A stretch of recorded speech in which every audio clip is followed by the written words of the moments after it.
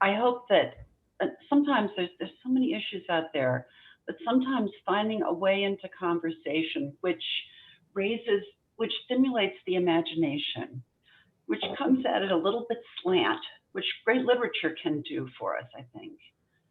Poetry can do.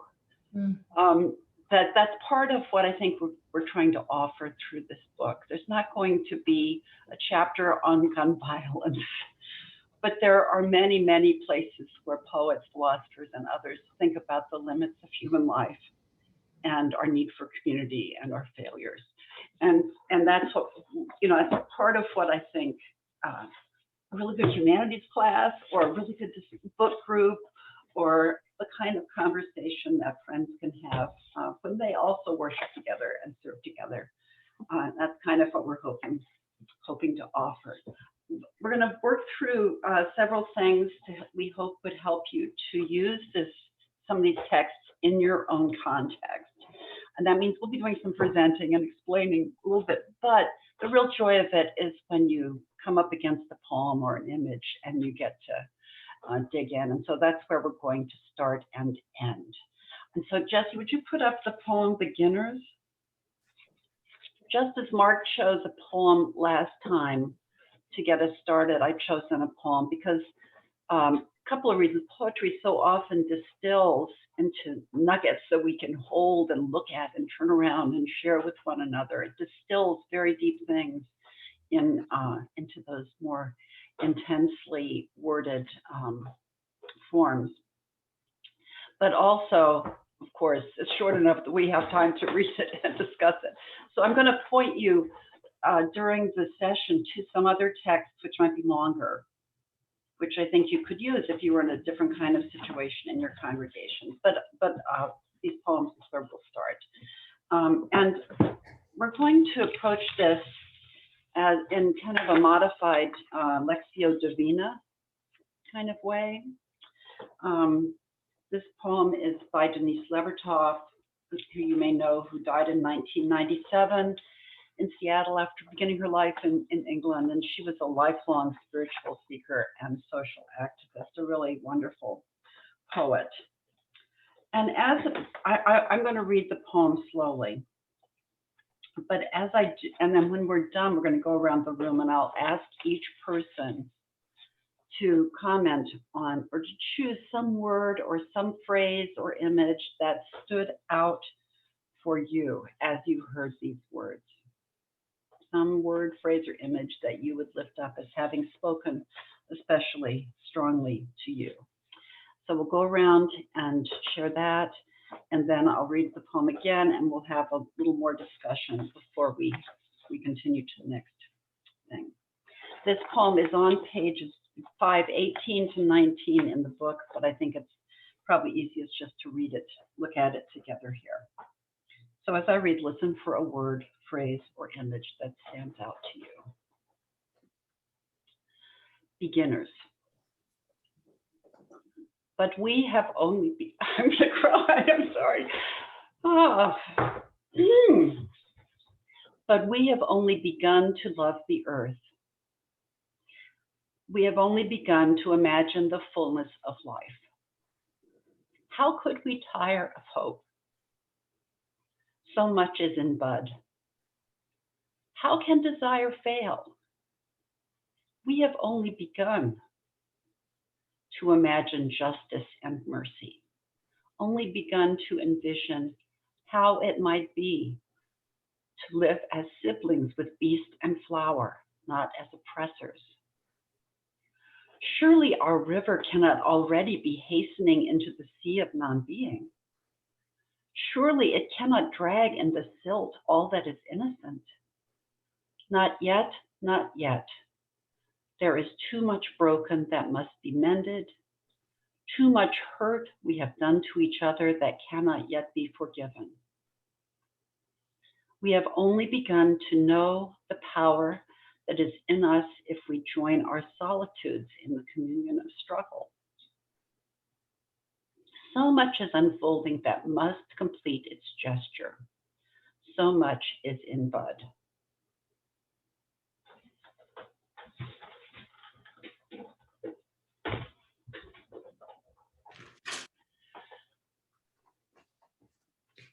So maybe I'm just going to read. I can't see everyone because of how the screen is, but I'm going to call on you and ask you what stood out for you, simply because I think that's the easiest way to proceed. And if you'd like to pass, you may. If you'd like to say anything about why something stood up to you, you may, but you need not. Okay. Carol, did something stand out to you? The communion of struggle. Mm-hmm. Tom? Like Carol, that hit me first, but I'm gonna, because it reminded me of our weekend with the story of the exile. But as you continued on, Dorothy, and I really appreciate the Lectio Divina version of doing this tree. One of the messages in our weekend retreat was out of the ashes of exile. And one of the Visio cards that we put in the meditation was buds. I don't know if you can all see this. It was buds coming out of the ashes. And so I go to that very last sentence and that image. Thank you. So much is in bud. Anne? I was pierced by if we would join our solitudes in the communion of struggle. So it sounds like maybe we've all felt in tune with that one today.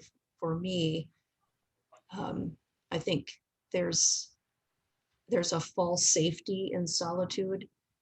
There's a false safety in believing that if we just mind our own business and try to be kind to one another, that things will change. But I'm learning that it's not my call, and that struggle doesn't necessarily have to be a negative. And the word communion laid by its side reminds me of that, the communion of struggle. Thank you. Charlie? Mine is very similar, but I like the so much as it is in the bud. I'm a total optimist, I think, in life and stuff. And it's tough and it's challenging, but I remember being in elementary school where I learned to go in a hallway and do duck and cover because we thought we were going to blow each other up with atomic bombs. And that threat is not as loud as it was. So there is much in the bud. Yeah. Thank you. Marcia?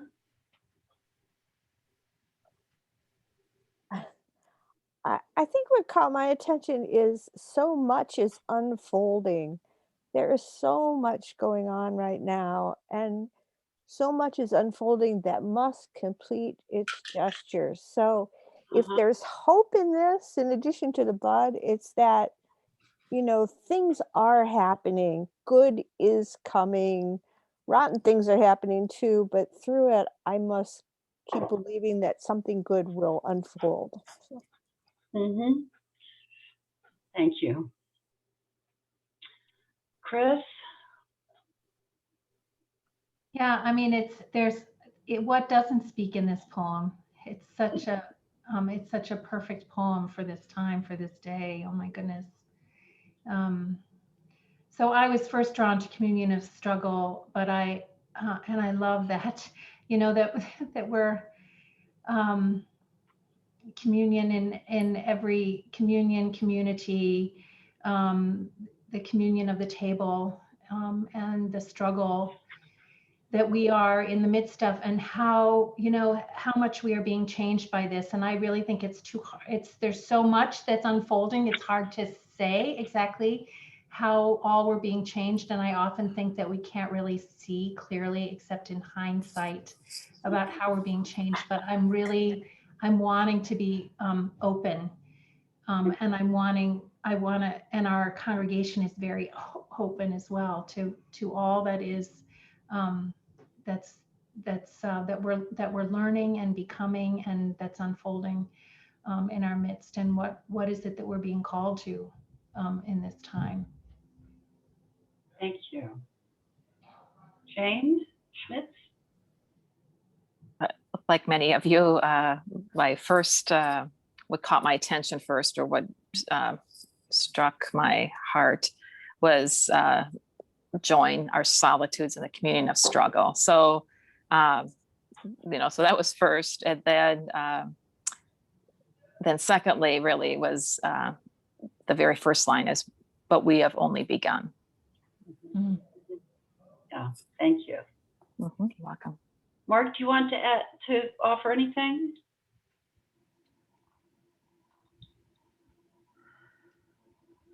Your own response? I was impressed by the whole notion of living as siblings with beast and flower, and how we're only beginning to learn in a deep way to understand our place in the larger natural world as a part of it, and as siblings to the vegetable and animal worlds. Mm-hmm. Thank you. Jane Patterson?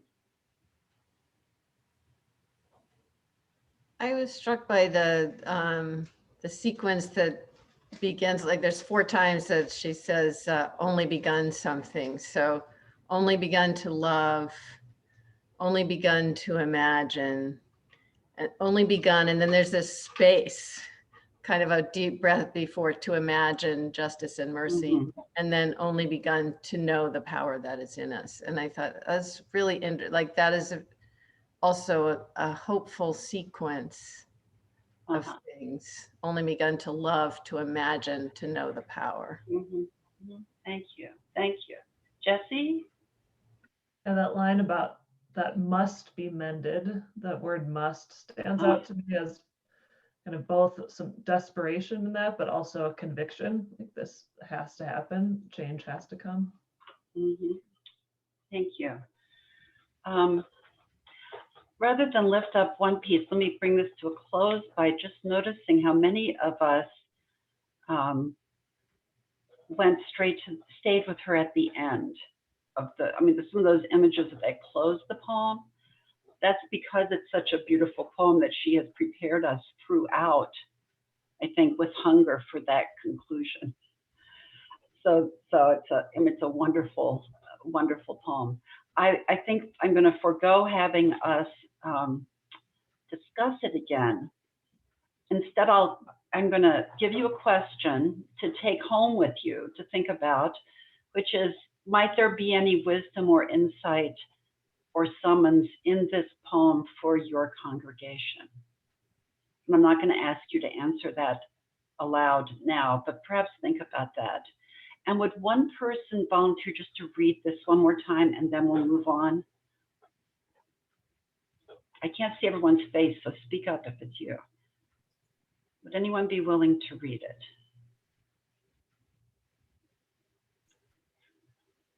Read it. Thank you, Carol. But we have only begun to love the earth. We have only begun to imagine the fullness of life. How could we tire of hope? So much is in the bud.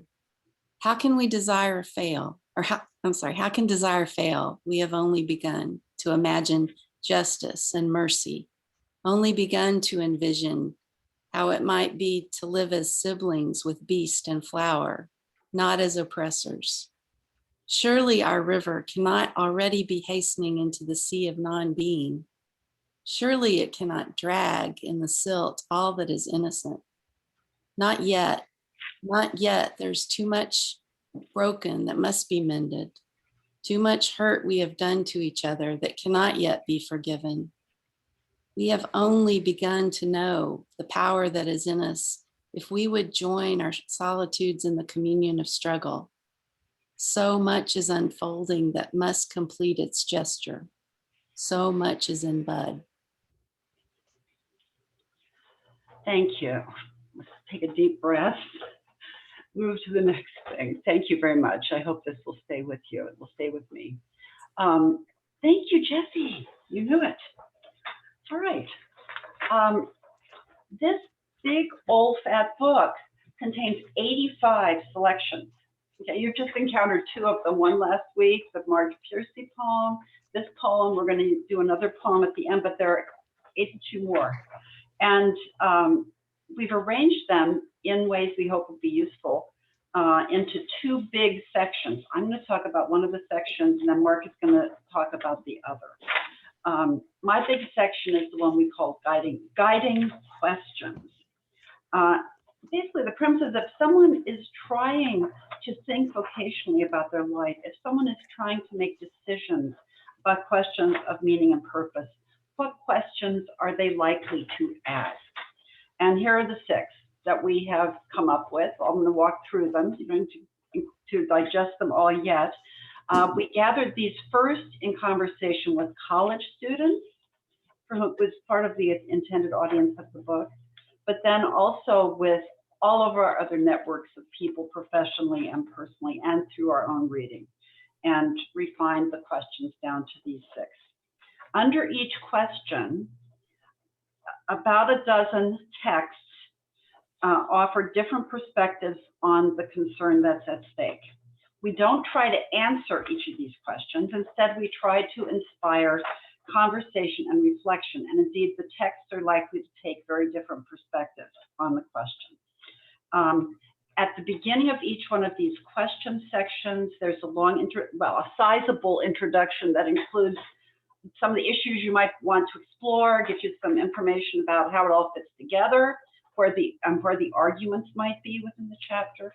And then at the beginning of each text, or each poem, or each essay, there's also a short introduction, perhaps a page, telling you about the author and again raising some possible questions that you might want to explore.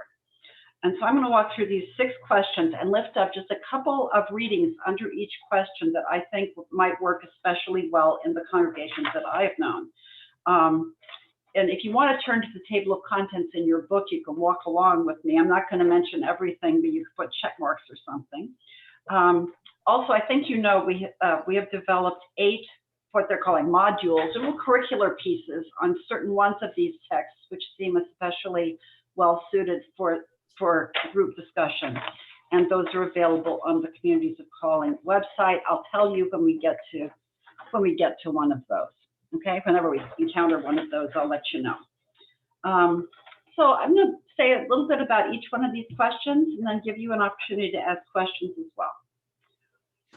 First, a question one asks when doing vocational discernment: must my job be the primary source of my identity? This is a strong theme in American culture, right? So often the very first thing we ask someone is, what do you do? And in fact, that's the very question that Mark put to you last week when we met together. And it's often a good question. Is this a life-giving equation? Well, some people find that it is. Marge Piercy certainly found that it is. She wanted to jump into her work with her whole self. She has a certain image of identity and work and their relationship, which is part of what we got at last week. But aren't there also opportunities for injustice and malformation in that equation, if what you do is who you are? Do we work to live, or do we live to work? And here, this is a matter that a nice short essay by Gilbert Mylander addresses, called Friendship and Vocation. Perhaps we are to work in order to live, not live in order to work. Okay? That's in the chapter.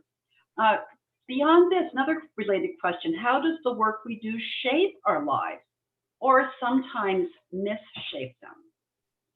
And here I'd point to a couple of poems that would make good discussion items. One by Stephen Dunn, in which an advertising executive quits his job, and another by Carl Dennis about a roofer who learns care and patience from his work. And these are in that chapter. Okay, moving on to the next one. To whom and to what should I listen as I decide what to do? This is, or should be, a foundational question for people who are in discernment. Who should I be looking to for advice and models and so on. And the texts in this section, I only realize now, all focus on young people who are at significant vocational crossroads, trying to determine what to do with their lives. So in a time when so many of us now are changing jobs several times in a lifetime, this is not only a question for young people, but some of the literature around that question is about young people. And it occurs to me it might be really fun to read some of those texts with old and young people together and talk about that concern. I love everything in this chapter, but let me point in particular to 3 short stories. One is by a Minnesota writer named Will Weaver, called The Undeclared Major. It's great, especially if you're from any kind of, people have any kind of rural memory. A young man comes home from the state university where he's been studying agriculture and tells his father he's going to be an English major. You know, the story proceeds from there. Another is by a Sudanese author, 20th century, named Tahed Salih, a very significant Muslim voice, where a young man starts to see the clay feet of his elders within that traditional society, but in a way that cuts across something any young person would really have to deal with eventually. And another story, Sonny's Blues by James Baldwin. It's a beautiful story about the wisdom or not, the beauty or not of really giving your life to something like jazz that you love and that you're great at, but it's tough, okay? So it's a wonderful story. Third one, With Whom and For Whom Shall I Live? And this section is built on the truth that lives of meaning and purpose are always lived in relationship to others. This section is about community and our need for it and the challenges we face as we try to embrace it. The first 3 readings propose in very different ways that it's our very bodies that place us in relationship to one another. We all have been at birth and we all will be again in illness or age, vulnerable and dependent. So there's some embodiment in this, and perhaps this is relevant to, there probably are readings here, including the first one I just mentioned, that would be interesting as we come back together as embodied communities. But I'd also especially urge you to look at a short journalistic piece called The Rosetto Mystery, which is by Malcolm Gladwell. And this is one for which there is a module, and it would be easy and fun to discuss, which is a surprising, illuminating account of how what amounts to a parish, okay, a traditional Catholic community in Pennsylvania, how they sustain one another as community. Very interesting. I'd also point out a short piece by Jhumpa Lahiri, very well-known novelist, Indian American, Italian, called My Two Lives, about the immigrant experience, ambiguities in that experience of community. A story by Toni Morrison about friendship and race, called Recitative. It's longer, it's more difficult. You would want to do this for your reading group, not your adult forum. But it's awesome. You know, we've done it with our book group, and it's a really good story. Lots of questions about race and friendship. Also, and Mark mentioned this last week, we would both strongly encourage you to read Sam Wells's piece in this section, for which there also is a module. It's called Rethinking Service. And if there's some group within your congregation, a board of deacons or a ministry committee of some sort that thinks of itself as offering service, they should read this and have a conversation. Wonderful. Fourth, good. Is a balanced life possible and preferable to a life focused primarily on work? This is a question a lot of people I know have been asking. And also, don't many of us assume culturally today that balance between, say, life and work and other things is desirable? But actually, this is a real and unsettled question in human life. Okay. One text by Matt Bloom suggests that we rethink this concept. Another by William Butler Yeats, poem by Yeats, seems to advocate throwing yourself fully into one side of the balance or the other if you want your life to matter. Okay. One of our favorites here, I don't have time to go into it, but I'll commend it to you, is an interview that Bill Moyers did with a very wonderful philosopher named Martha Nussbaum about the tragedies that exist in our lives because we are necessarily torn between two different goods. And just how classic and important that is and how much it's part of human condition. And then finally, there's several other really great things, but I would also just mention that any congregation would benefit from some time spent with Abraham Heschel's writing about the Sabbath, which is also included here. Okay. Number 5, what are my obligations to future human and other life? Now this one was vocational for me and Mark. When we were asked to revise the previous edition of the book, one of the first things we knew we wanted to do was to include attention to the question of how anyone can make vocational decisions now without also thinking about the climate crisis. I mean, we think it's that important. And there's a really wonderful set of readings here, we think, which could help a congregation to explore that spiritually in terms of meaning, as well as in the policy ways that so many of us are doing. The first reading is by the Christian environmental ethicist Larry Rasmussen, kind of lays out the facts about climate change in a way that I think is very approachable to and relevant to congregations. And we also include long excerpts from Pope Francis' Laudato Si, several remarkable poems by Black Americans regarding their distinctive relationship to nature, and texts from Indigenous and non-Western authors. And that chapter ends with the poem Beginners. That's where that is placed within the reading. Okay, last one. How shall I tell the story of my life?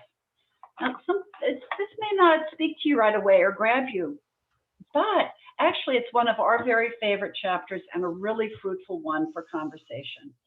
How we understand and tell our own stories can help us discern who we are and where we're going. Mary Catherine Bateson, who's one of the authors here, refers to this process as composing a life. How do you see the connections among the pieces of your life that at first might seem fragmented and meaningless and broken? You compose them like an artist, a musician, a novelist would do. And this is one of the texts for which there is a module, and with some suggestions about how to help people think about composing their own life stories. It's also worth thinking about how the dominant stories of our culture shape our choices and often limit them.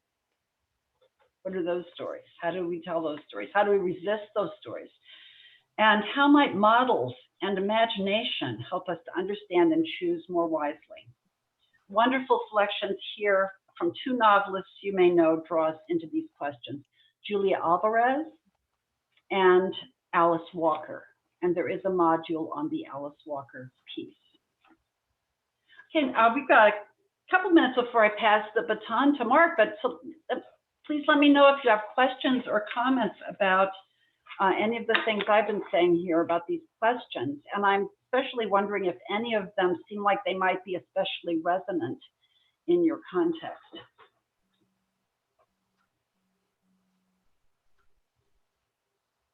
Do you recommend following this order if we were doing several of these, or would you, could you start with the last one, or does it kind of build to that? I'm so glad you asked that. We believe that this is unless now, if Mark were teaching a college class on these questions, they might march through, but no, we do not think that you should march through. We think that you should look for places where you can sink your teeth in that are important to you. If you find one story that speaks to you and you think would speak to your community, do that. If you decided that one of these questions is something that your congregation really cares about, like the environmental one, just do that. There's no assumption that you go in any particular order. As we are emerging from the pandemic, I've posed some questions to the congregation for our reflection so that we can just really think about who we are becoming and what we've learned during this time. Are there any in particular that speak to that? I think, Mark, you can pitch on this too. Once they come to mind, this whole idea of telling the story of what has happened in a coherent way is really significant. So that, for example, Mary Catherine Bateson, I don't know if you know her, she's a sociologist, daughter of Margaret Mead, wonderful writer. She talks about how you can understand your own life as continuous or as discontinuous. You can say, well, I just hate everything I was before I was 25. Or you can find ways to stitch it together. You can think that you see what I mean? And I think that if you read that article, that essay yourself, and think about whether it could also be relevant to helping a group of people tell their story. That's great. In a way that she wants us to find the continuities and the changes, but she wants us to see that we still are who, we grow and we change, but we are who we are, and that our power in telling that is part of it. That's great. Sense? Yes. That's a really good one. I think that the Rosetto mystery might be interesting too, just in emphasizing the embodied quality of community. Mark, do you have thoughts? What might be especially relevant to this moment of coming out of apartness? No, I think those suggestions you made are the ones I would pick. Okay. I think those would be good. I think the story thing might especially be good. Yeah. I'm remembering that sometime in the last few years that Krista Tippett did an interview with Mary Catherine Bateson on being that was really beautiful. Yes, she's a very wise woman. She recently had a fall and died. Wow. Yeah. Let me mention one more that Mark's going to tell you about a different section of the book. There's a little prologue and a little epilogue. And in the prologue is a reading by Vincent Harding. You people in Colorado at least should know him. You know Vincent Harding. He was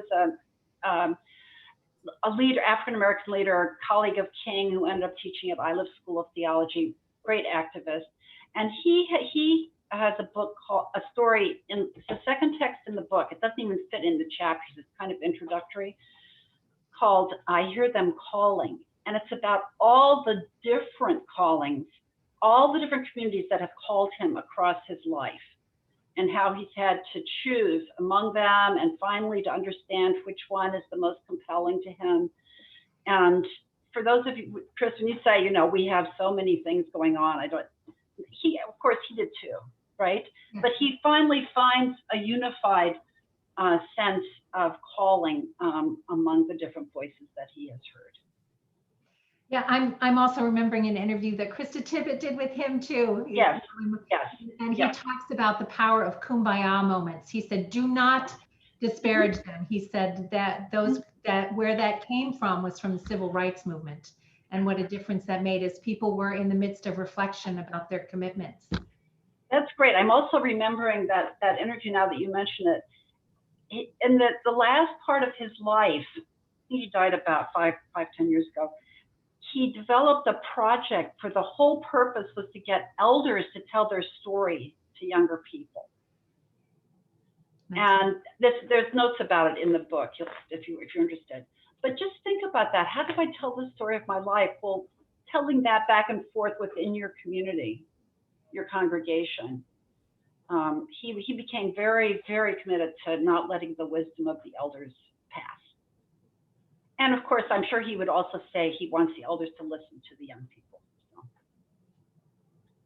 Well, I'm gonna pass the baton to Mark and see you in a few minutes for another poem.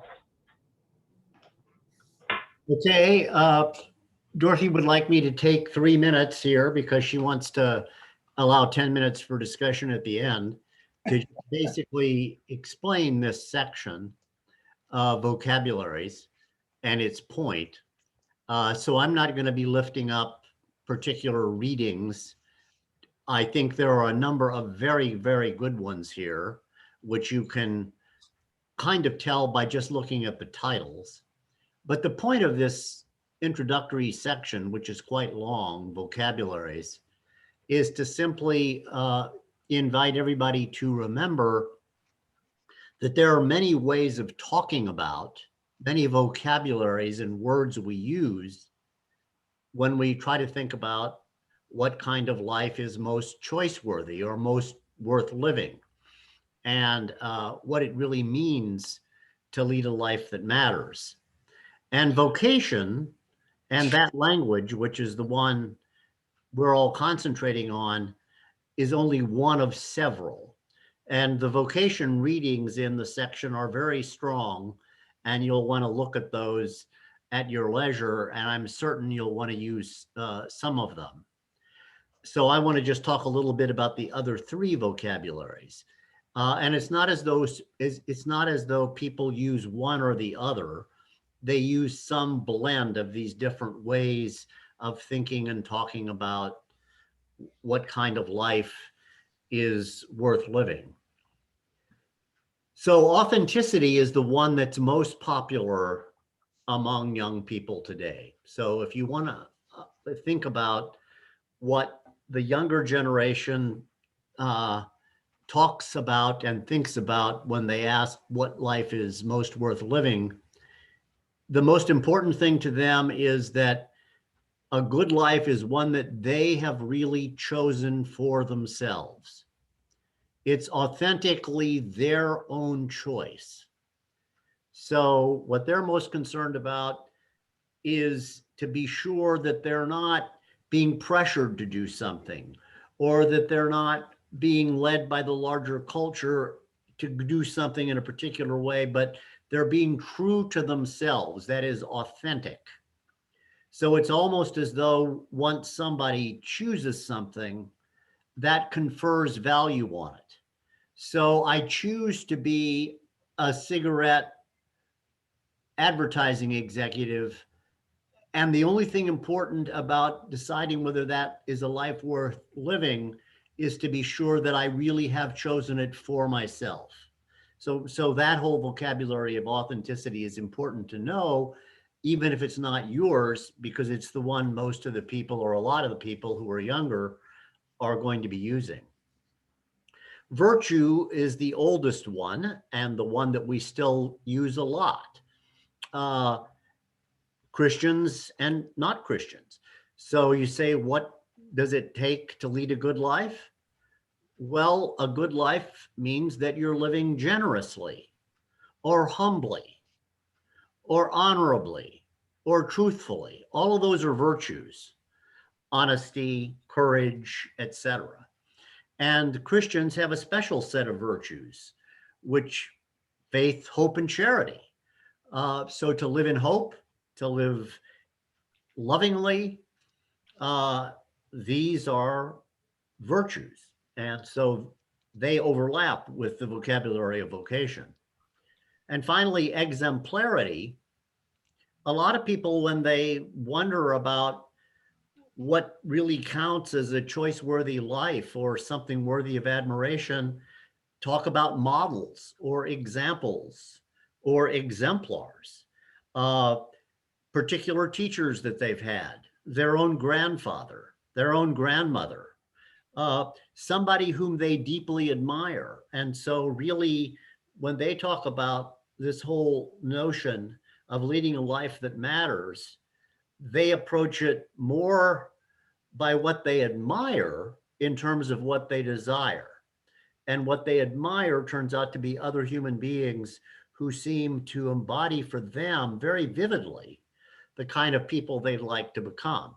So all the readings are arranged under those headings just to give you a sense of the different ways our culture tries to make sense of these basic questions. And that's the point of this section. Thank you. The first text in the vocation section is the poem we're going to end with. It's also by Denise Levertov. The poem is 3 times as long as this, but we're only going to read this part just for the sake of time. But I hope it will send you back to the book to finish it when we're done, or in some quiet moment in the coming days or weeks. There is a module prepared for this text, which will make it easier to use. I know that in many congregations, adult education, faith formation will benefit from a biblical connection, and this has one. I mean, it's Luke 1, right? It's the Annunciation. In the module, I also suggest that you get some pictures of the Annunciation, look at those, and read through the relevant passage of Luke. So we're going to do the same Lectio Divina method. As you listen, ask if there's some phrase or image that stands out for you. Would anyone like to volunteer to read? I'd do it if you don't want to, but. I could read. Oh, Chris, go ahead. Chris, thank you. Jesse, you go ahead. I've already spoken. I'd love to hear your voice. Annunciation. We know the scene, the room variously furnished, almost always a lectern, a book, always the tall lily. Arrived on solemn grandeur of great wings, the angelic ambassador, standing or hovering, whom she acknowledges, a guest. But we are told of meek obedience. No one mentions courage. The engendering spirit did not enter her without consent. God waited. She was free to accept or to refuse, choice integral to humanness. Aren't there annunciations of one sort or another in most lives? Some unwillingly undertake great destinies, enact them in sullen pride, uncomprehending. More often, those moments when roads of light and storm open from darkness in a man or woman are turned away from in dread, in a wave of weakness, in despair and with relief. Ordinary lives continue. God does not smite them, but the gates close, the pathway vanishes. Thank you, Jesse.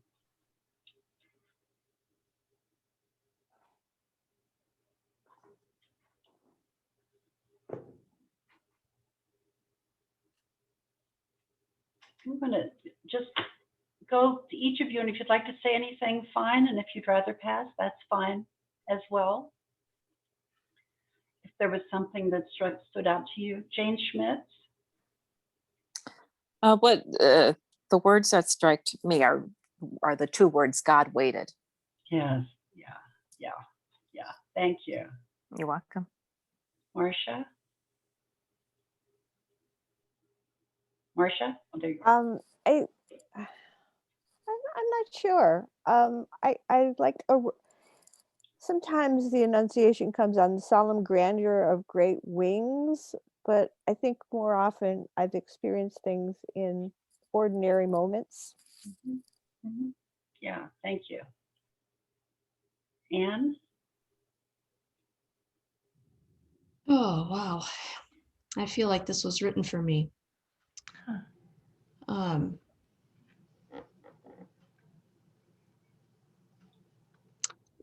Enunciation seems like a word that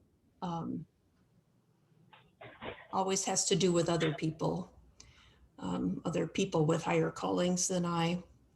So the phrase in the second half, aren't there enunciations of one sort or another in most lives, Mhm. is helpful to remind me that I've probably had several of them. Uh-huh. Some of which I've responded to and some of which I have ignored Mhm, mhm. with regret. Thank you. Thank you. Charlie? I like everything in the last paragraph, but I always like when roads of light and storm open from darkness in a man or woman. Uh-huh. Uh-huh. It's always there. Those moments. Mhm. Thank you. Thank you. Chris?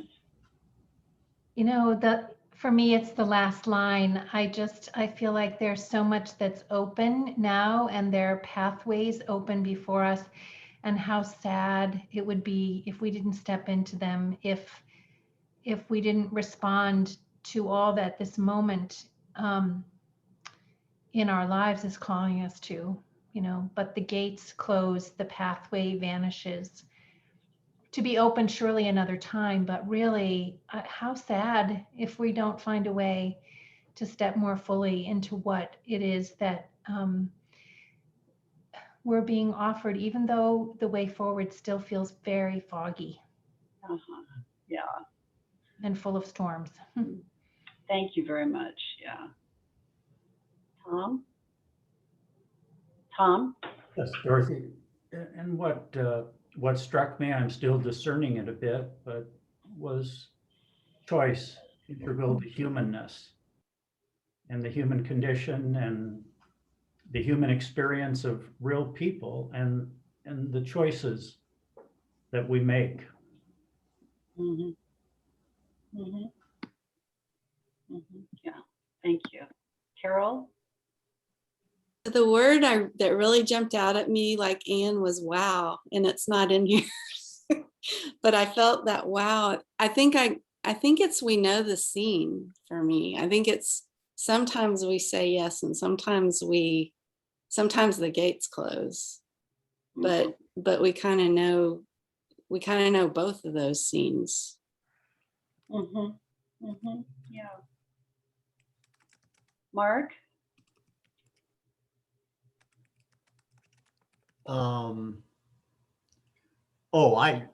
I think that the whole notion that has already been introduced about the gates closing and the pathways vanishing. But I also want to say about the choices, it isn't simply the choices that we make, as someone has just said, but in composing a life, you'll learn it's equally important to know what we make of the choices, not just the choices we make. That is how we understand and interpret them. Mm-hmm. Jane? Jane Patterson? Yeah, on this sorry. one? Yeah, I was looking at the mix of motivations for saying no, in dread, in a wave of weakness, in Uh-huh. despair, and with relief. Yeah. Ordinary lives continue. There have been a few times when I've said no to something and I had that and just the sense, oh good, I get to stay in my ordinary life that I recognize. Like I'm just not ready to change it yet. I don't welcome a big upheaval. Uh-huh. Sometimes I do, but sometimes I don't. Yeah. Thank you. Jesse? No one mentions courage. I think that's an aspect of vocation that doesn't get talked about or celebrated enough, is the courage it takes to live into callings, big and small. Well, that's what I was going to say too. So that's a good place to end. Thank you very much. Really appreciate all your attention and engagement with this and your sharing. And we hope maybe this hour has been useful, and maybe there'll be other kinds of usefulness that will follow. Thank you. Thank you so much, Dorothy.